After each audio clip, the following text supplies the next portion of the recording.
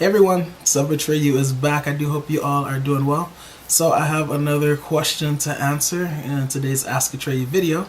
It comes from Kita Hart. She says, I do have a question. I've been growing my third and last set of locks for about 6 months now, and I was worried that they were too thin, so I tried to combine some. And I really didn't like it, so I tried to reverse it. But I don't twist my locks. I use a locking tool. Will I be able to make them back into locks versus one? They already look like two snakes, only the root is combined. I'm sure I've watched a lot of videos on it, along with many more. But I appreciate your education on it, and just want to know what I should do moving forward. There are so many videos, and some people's advice is scary, no judgment. I just want help on maintaining a healthy journey. Thank you in advance. Thank you, Kita Hart, for the question.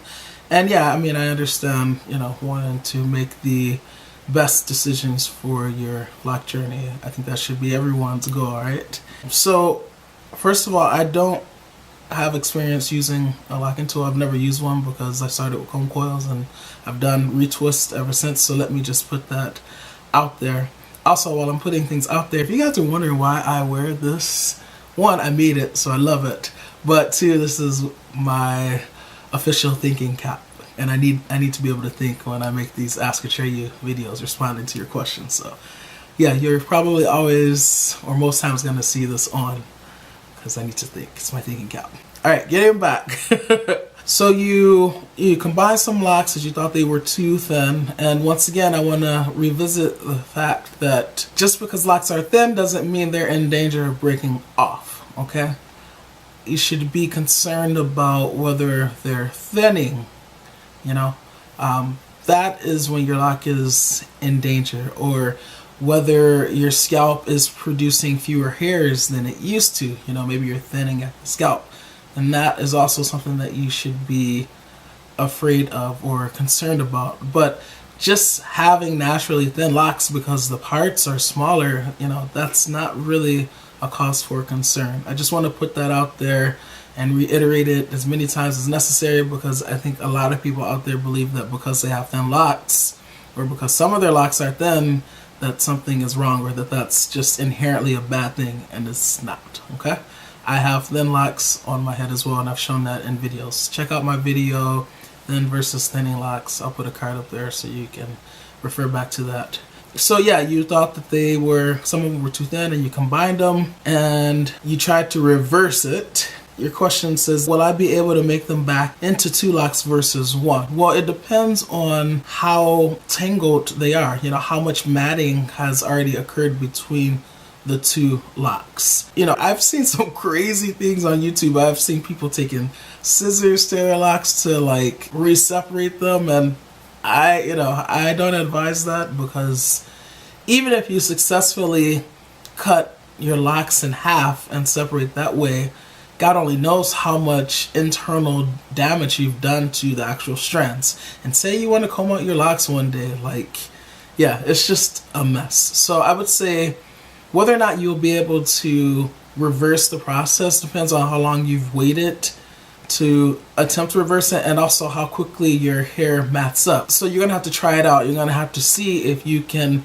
reverse what you did, and if you notice that there is too much, snapping, or maybe your hairs aren't pulling apart, then I would just stop, and I would just keep the two-headed dragons on my head.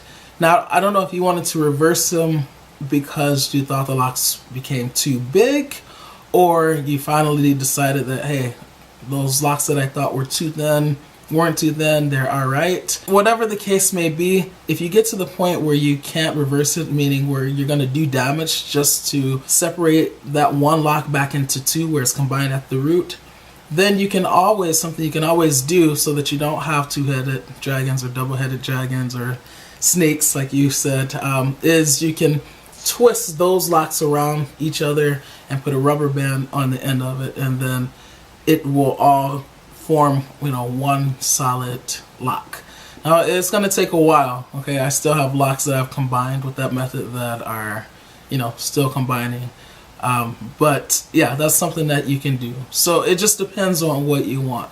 But once again, I want to reiterate, whatever you do, make sure you're not damaging the hairs that make up the lock, okay? Whether or not you're going to be able to separate them again depends on how entangled, how matted it is at those points where you combine them. So hopefully this helps. Yeah, good luck with that. I do not envy the position that you're in right now. But hey, if you find that you can't put the one lock back into two, then it's all about, this journey is not only about patience, it's also about acceptance, accepting your locks, accepting your specific set of locks and the uniqueness that makes it your set and not mine or anyone else's, right? So yeah, hopefully this was helpful, Keto Heart. And if any of you have any more questions for me, please submit them to me and I will answer them in an Ask Atreyu video. As always, please learn to love unconditionally, because loving with conditions conditions the heart to not really love at all. Sebbies is out.